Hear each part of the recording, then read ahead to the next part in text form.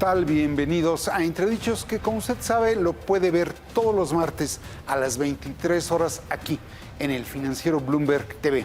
Y hoy tenemos por invitado, diría yo, a un periodista, escritor y documentalista, exredactor y reportero de La Jornada, secretario técnico de lo que fue el gobierno legítimo de Andrés Manuel López Obrador allá por el 2006 y director y fundador del periódico Regeneración del Partido Morena, donde fue secretario de Comunicación y Difusión.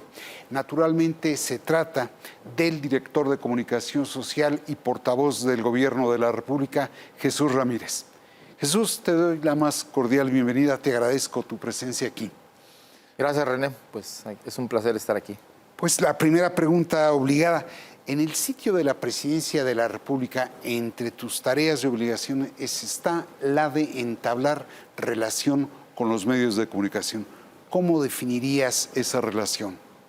Bueno, es una relación intensa, una relación fluida, porque es permanente y, bueno, pues es de alguna manera una relación también contradictoria, ¿no? Contradictoria porque como cambiaron las reglas del juego en relación del Ejecutivo Federal con los medios de comunicación, no solo porque se redujeron los montos de la publicidad, sino también porque dejó de haber una persecución o una presión sobre las redacciones, sobre el contenido de los periódicos de manera surrepticia, o sea, de hacer llamadas a la redacción, al director o al jefe de información o a los dueños, para decirles no conviene tal nota, o bájale por aquí, o súbele por acá, o nosotros queremos esto, ¿no?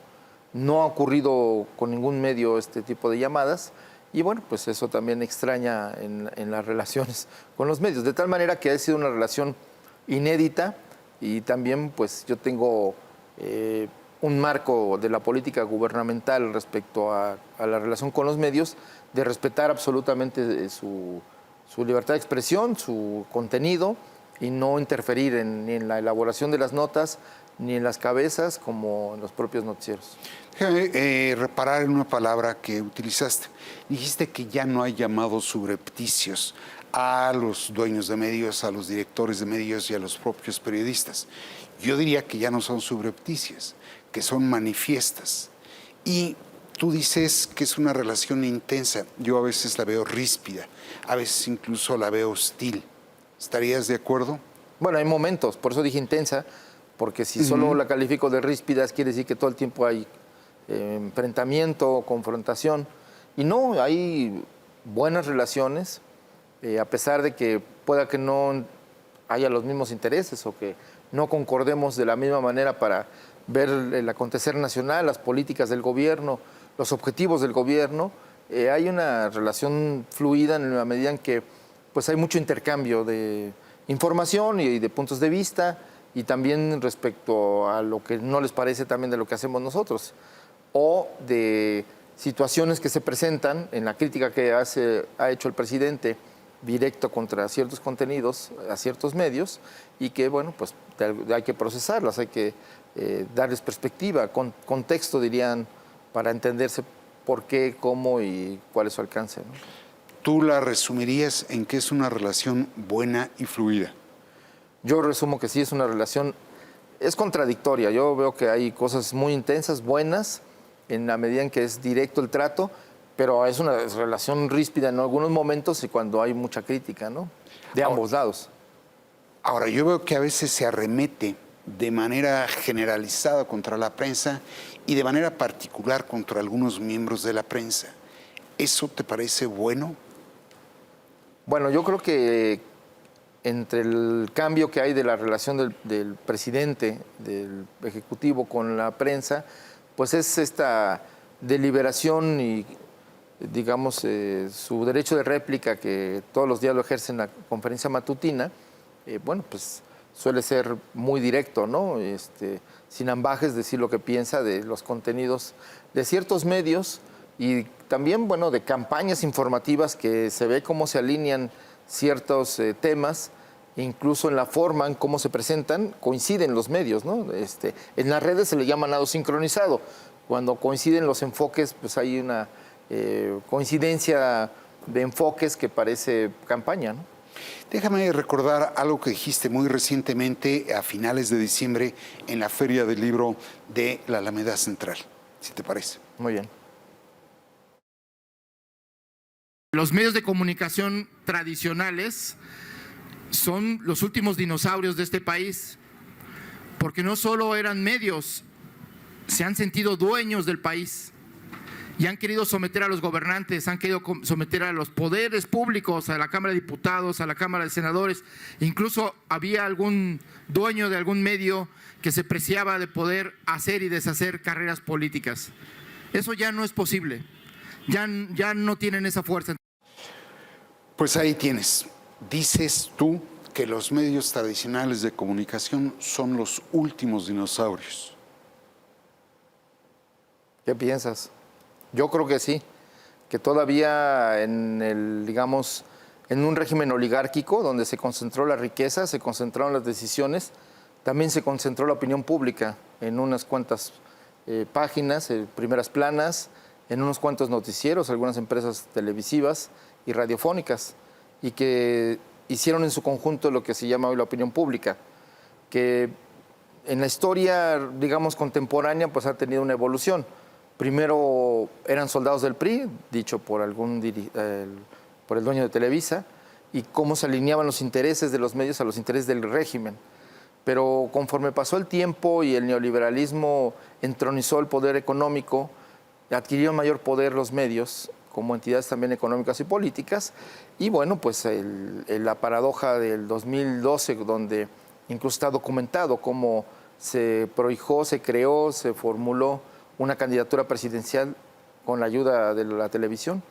Entonces se dio la vuelta a esa relación y junto con esta entronización y este poder para poder desaparecer biografías políticas o personajes, ahí está Santiago Krill quejándose que los aparecieron de la pantalla para afectar su carrera política, o Enrique Peña Nieto como producto televisivo para ganar una elección presidencial, pues vimos también que las empresas de los medios diversificaron sus negocios y entonces también no solo adquirieron un poder mediático en sí, sino también un poder económico y político que han hecho pesar en los últimos años.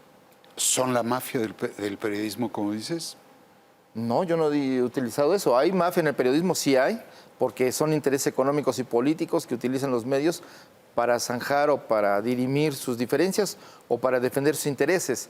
Yo creo que es un poder diversificado, un poder económico y un poder político que a veces se escuda en la libertad de expresión de los periodistas, que son los que trabajan en los medios de comunicación. Pero a veces se confunde el trabajo de los periodistas del papel de los medios. Y eso no creo que sea sano para la democracia, porque muchas veces los periodistas son mucho más vulnerables, evidentemente, en su trabajo, y los medios que representan esa complejidad de intereses económicos, políticos, pues informativos, pues se escudan en el trabajo de los periodistas. Ahora, curiosamente y paradójicamente diría, hablas del poder de los medios, ya no solo mediático, sino económico, pero dices también que ya perdieron fuerza.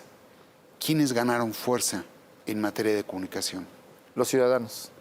Yo creo que aquí estamos el cambio democrático que ocurrió en el 2018 es producto de un cambio de mentalidad, una liberación cultural de la sociedad, de la mayoría de los ciudadanos, que dejaron de creerle a los medios su narrativa, ¿no? Podríamos hacer una historia de cómo los medios de comunicación también han acompañado fraudes electorales, momentos de decisiones políticas que han afectado los intereses de la mayoría de los mexicanos y que sirvieron de punta de lanza para darle cobertura, consenso a esas decisiones, por ejemplo, la reforma energética de Peña Nieto, donde pues perjudicaron el interés nacional, el interés del pueblo, y sin embargo los medios jugaron un papel importante para, pues no solo a través de las campañas gubernamentales, para generar esta idea de que era lo mejor que le podía pasar al país y que no había de otra, que era un poco el discurso que se hicieron a partir de que el tesoro escondido en las aguas profundas del Golfo de México iba a ser descubierto. Ya es la hora en que todavía no lo vemos, pero bueno. ¿Acusas una complicidad de los medios con el neoliberalismo? No, son una parte integrante del sistema económico y político. Y eso hay que entenderlo, no es un pecado, no es un delito, es un hecho. En la medida en que conforman parte de la oligarquía, que tienen intereses en la industria eléctrica o en la industria petrolera o en algunos negocios de salud o como las farmacéuticas, o que tienen en su cargo administración de penales como la administración anterior les entregó, pues ya se vuelven entidades que tienen una diversificación de intereses. Ahora, curiosamente, de lo que te quejas, de algún modo lo practican. Es decir, hablas de cómo se han ido fortaleciendo medios sobre la base de recursos, cómo de algún modo algunos, y lo has llegado a decir, algunos periodistas vendían su silencio o su palabra. Sin embargo, pareciera ser que están ustedes formando ese tipo de medios y ese tipo de periodistas por el tipo de preguntas que se llegan a ver en la conferencia matutina. Bueno, nosotros no los formamos, ni los formamos para entrar a la conferencia mañanera, tampoco los formamos para hacer preguntas, ni los formamos en su integridad como periodistas. Muchos de los que asisten ahí son periodistas ciudadanos que están haciendo una labor periodística por primera vez en su vida, pero también hay periodistas formados que van ahí y hacen preguntas libremente, ¿no?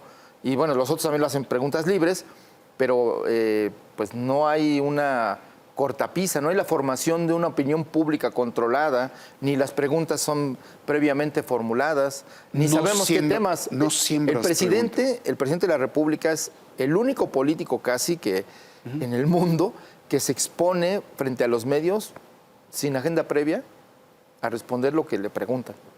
Y por eso a veces hay preguntas regionales que desesperan a la opinión pública. Dice, bueno, Sonora, ¿por qué tanto preguntas sobre las calles de Sonora, la seguridad de Sonora, en fin, el futuro de Sonora, si el país es más grande, ¿no? Pero no quiere decir que haya una formación deliberada o una criba que entonces mete a los simpatizantes, saca a los enemigos. No existe nada de eso. Eres categórico en eso. En eso soy más que categórico. Reto a cualquiera que afirme lo contrario que lo pruebe. Porque ni modo que a Jorge Ramos le hayamos dictado las preguntas, se le haya permitido que de manera libre pudiera hacer un debate con el presidente. Yo incluso te invitaría a ti, a los comunicadores que no creen en ese ejercicio libre, que vayan y experimenten que sí, que no hay control. Y eso es algo interesante, porque sí, bueno, hoy mismo el presidente de la República decía, ¿no? Aquí se dice que nada más se pregunta a los de enfrente, que ya están formaditos, que ya sabemos cuáles son las preguntas, que se las dictamos. Eso nunca ha ocurrido a lo largo de 3 años, en los más de 700, 800 conferencias de prensa, no se ha dictado una sola pregunta. Antes de ir a un corte, ¿qué llamado le harías a la prensa tradicional, como tú la denominas, y a los periodistas de esa prensa? Bueno, el llamado es a hacer periodismo. El periodismo, es decir, la perspectiva crítica, documentada, informada de los hechos, es fundamental para la vida política de un país democrático, para que la opinión pública tenga una idea de las cosas y pueda participar políticamente, necesita tener una visión de cuáles son los problemas del país y cuáles son sus posibles soluciones. Eso, pues una parte es el trabajo de los partidos políticos, del gobierno mismo, pero sobre todo es tarea de los periodistas. Por eso yo sí creo en el periodismo crítico, creo en el periodismo fuerte, duro, que vaya a fondo, pero no creo en un tipo de periodismo que se presta a campañas ni para alabar al poder en turno, ni para criticarlo sistemáticamente porque detrás hay algún interés económico o político. Muy bien, pues si les parece vamos a un corte y regresamos con Jesús Ramírez.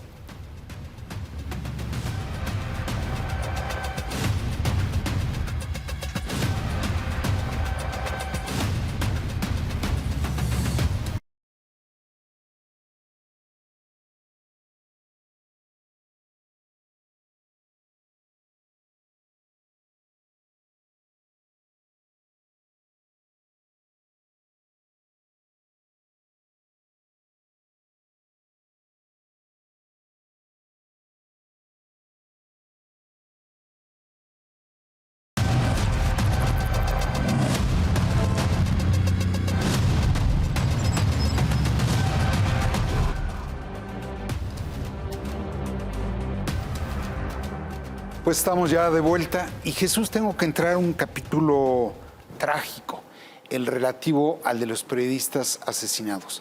Van 30 en lo que va del sexenio, 5 en lo que va del año.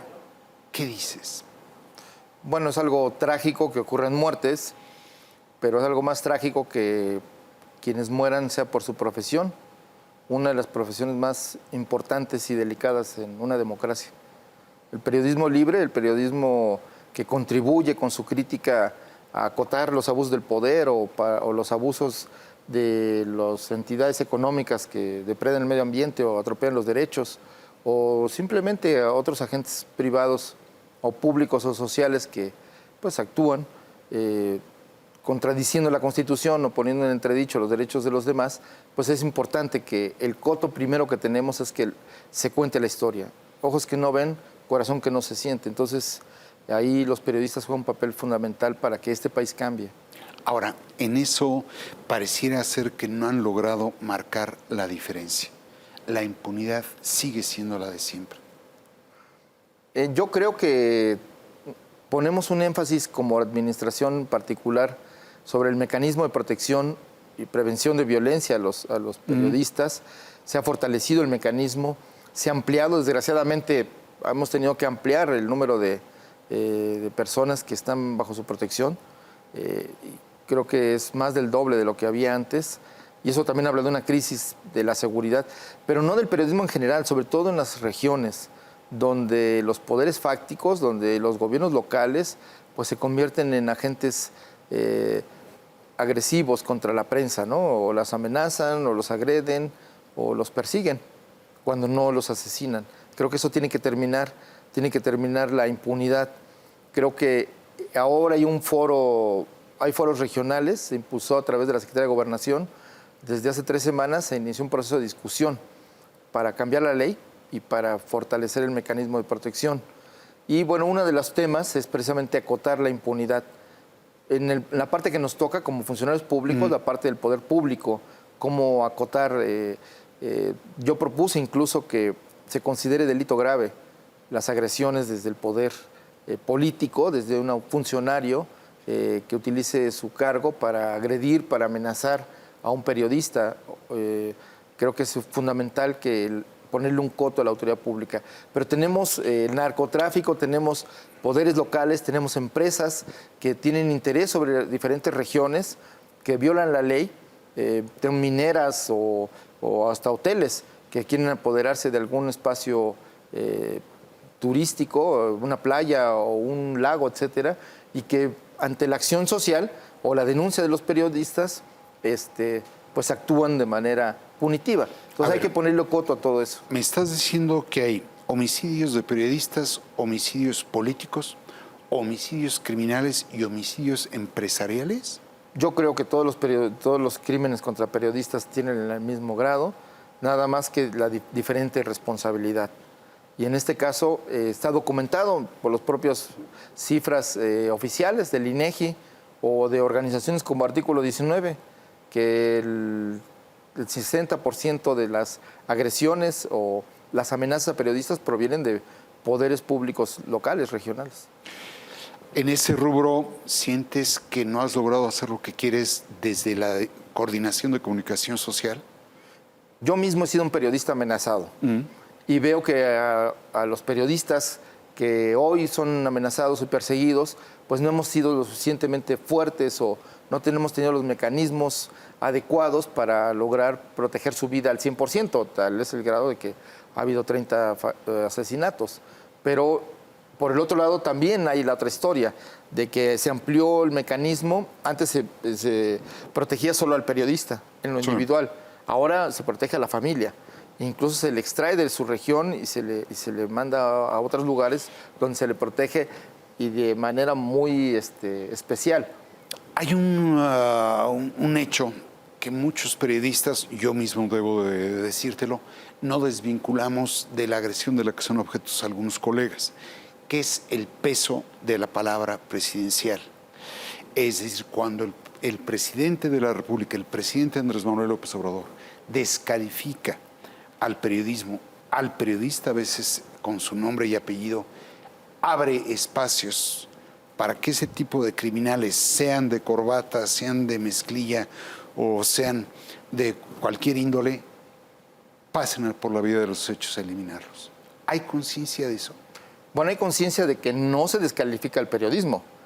Incluso se reconoce la tradición periodística en las transformaciones de México, destacadamente el siglo XIX, pero también a lo largo del siglo XX y XXI, periodistas han abierto brecha para causas sociales, democráticas, de inclusión, incluso trabajando temas que no eran tradicionales para los medios y que le permitieron a sectores de la sociedad ser escuchados por primera vez.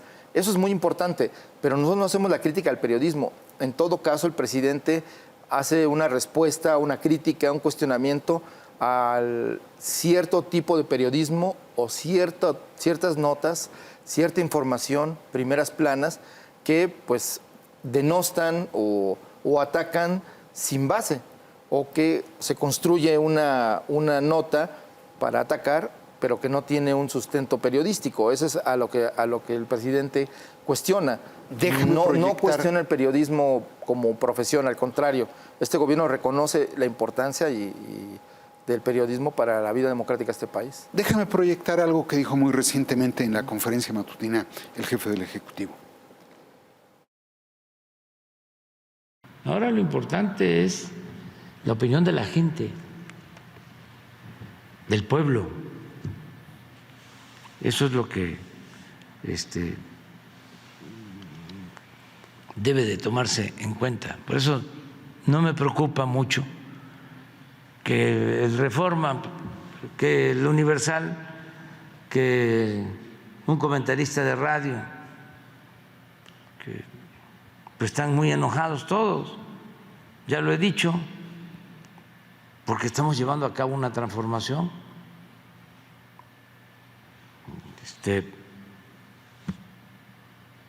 No quieren que las cosas cambien, porque imagínense, los periodistas eran como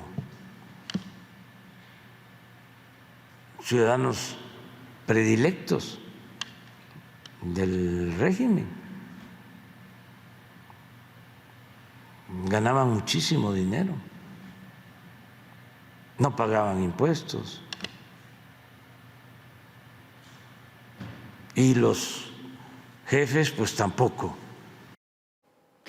Pues ahí está, Jesús. Esto contradice un poco lo que me acabas de decir. Todos los periodistas están enojados, ciudadanos predilectos, no pagaban impuestos. No hay un matiz presidencial. Pues ahí hablaba de un sector, pero bueno, la élite del periodismo, comentaristas, opinólogos, jefes de información que publican, pues sí, algunos de ellos sí tenían relación privilegiada y hasta económica. Está documentado, eso se puede revisar en los archivos de internet, donde puedes ver los contratos que había para incluso periodistas en lo personal. En el gobierno de Peña Nieto ya no solo a los medios se les daba publicidad y contratos, sino también a las personas, periodistas en lo individual. Y se publicó una lista sin afán estigmatizador, sino simplemente para documentar que eso estaba ocurriendo y que no era correcto. Ahora, pero esa forma de particularizar y a veces de generalizar, ¿hay conciencia presidencial de que alienta el discurso de odio? Yo creo que la crítica no es sinónimo de odio, pero bueno, yo creo que primero te diría que ninguno de los periodistas mencionados por el presidente en las conferencias mañaneras ha sido agredido, o ha sido perseguido, o se ha sido censurado. Este gobierno no ha ejercido la censura, ni la ejercerá. Coincido contigo, pero alientan a quienes quisieran eliminar a ese tipo de periodistas. Digamos que los haters y los odiadores en las redes, que es a lo que te estás refiriendo, pues es un fenómeno no solo nacional, es un fenómeno mundial, donde tenemos un problema. ¿Pero no lo anima el presidente? Bueno, puede ser que hay quien aproveche las palabras del presidente para atacar y personalizar a las personas mencionadas, pero más allá de las líneas Ágata o los tweets que dedique, pues no ha pasado de ahí. Entonces creo que sí es importante tener un respeto por el periodismo, por las trayectorias periodísticas, pero también creo muy importante y necesario para una democracia sana, transparente, pues tomar posición de las cosas, que no nos dé miedo que el presidente diga no estoy de acuerdo con esto, ni con esa cabeza, porque está mintiendo, no hubo muertos en Dos Bocas como el periódico Reforma lo dijo, o no hubo una serie de situaciones de corrupción que se mencionan cuando no ha habido una base. Hoy vemos el reportaje contra el hijo de Andrés Manuel López Obrador, es la fecha en que no se ha demostrado el conflicto de interés. Entonces, creo que es importante que si se hace un periodismo sea riguroso y sobre todo cuando se quieren denunciar los abusos del poder, es muy importante que sí vayan al fondo y que sean investigaciones bien documentadas, porque lo que parece, cuando no sea así, como en este caso o en estos casos, pues es el uso político del periodismo y de los medios para atacar al presidente y al gobierno de hoy. Vamos a un asunto que está naturalmente en el debate público. El relator especial para la libertad de expresión de la Comisión Interamericana de Derechos Humanos ha solicitado, diría, te ha solicitado, el retiro de la sección ¿Quién es quién en las mentiras? Porque, de acuerdo con Pedro Vaca, el relator, eso anima ese discurso de odio y que de pronto se torna discurso de violencia. ¿Lo vas a quitar? ¿Lo vas a dejar? Bueno, con Pedro Vaca hemos tenido varios intercambios. Hubo una audiencia de la Comisión Interamericana de Derechos Humanos en términos de la libertad de expresión y ahí hizo la sugerencia o la propuesta de quitar la sección. También nos sugirió que visitáramos el Instituto Pointer, que tiene una metodología para la información falsa, para las noticias falsas y mentiras, y que nos sugería utilizar la metodología del Instituto Pointer para, en todo caso, si continuáramos con esa sección. Y nosotros hemos seguido lo que nos recomendó Pedro Vaca, que fue, hicimos el curso del Instituto Pointer para revisar y para elegir las noticias que podíamos exponer, porque la sección tiene un fin didáctico, tiene un fin también porque antes se creía que lo que aparecía en televisión, en la radio y en la prensa era la verdad.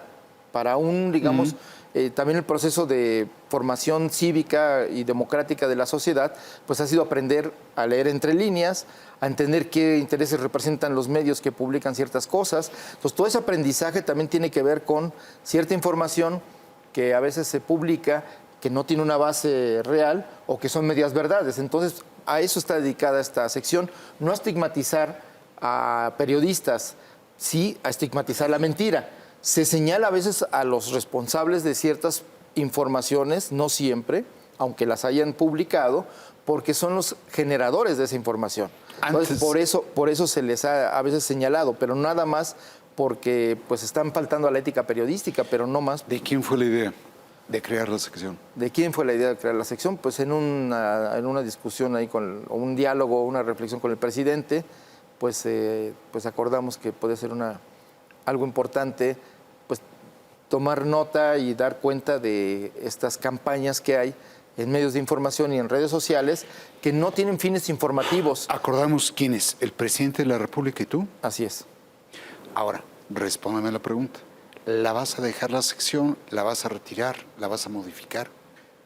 Bueno, la sección va a continuar en la medida en que cumple un papel, un papel de réplica y de poner el énfasis en noticias falsas que tienen mucha exposición, que mucha gente por verlas ya publicadas en las redes, por verlas en el Facebook, por verlas en las pantallas de la tele o en las estaciones de radio reproducidas, piensa que es verdad. Entonces, muchas veces tienen que ver con momentos políticos y que afectan el desempeño del gobierno, por supuesto. Si están los ataques permanentes, pues también afectan la imagen del gobierno. Entonces, vamos a continuar con esa sección, lo vamos a hacer lo más profesional, como nos recomienda Pedro Vaca, a despersonalizar lo más que podamos, en la medida de la necesidad, cuando se citan medios y se citan personas, pues es con fines didácticos, pero entendemos también la sensibilidad que hay en el sector de los periodistas y los medios,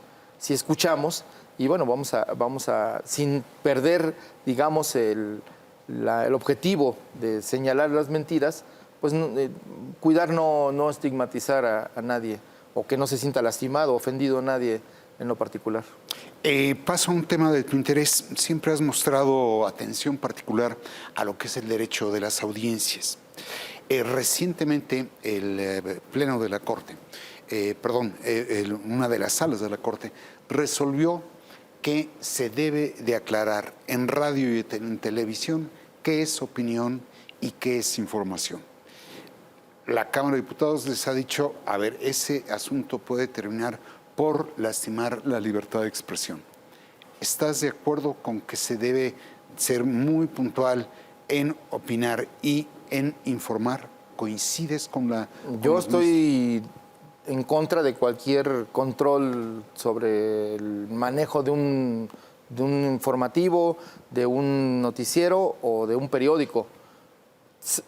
Cuidando la ética periodística, no tiene por qué estarse diciendo que esto es opinión, es información. Pues a veces se mezcla, sí. Porque además la información como se presenta también es una manera de ver las cosas, no es la totalidad del hecho, es claro. una selección que uno hace como periodista, que es la nota, ¿no? Lo que uno llama la nota, y que desde ahí describe el hecho o pone el énfasis ahí. Eso ya habla de que no hay periodismo imparcial en un sentido, sino es un periodismo, tiene que ser profesional, basado en hechos, en declaraciones, pero bueno, pues siempre se hace una selección. ¿Qué es lo que destaca uno? Eso es a lo que creo que no se puede censurar y tampoco reconvenir a nadie porque opine algo acerca de... ¿Te deslindas de esa postura de la Corte? Nosotros no propusimos esa... No, lo sé, pero tú dices... No creo conveniente. Se presta a la censura, nosotros somos partidarios de la libertad y estamos en contra de la censura desde cualquier ámbito, sea económico, sea el propio medio que ejerza la autocensura o sea el poder político que intente imponer contenidos a los medios. Pues te agradezco muchísimo, muchísimo, te lo digo en serio, la disposición de estar aquí en Entredichos en el Financiero Bloomberg.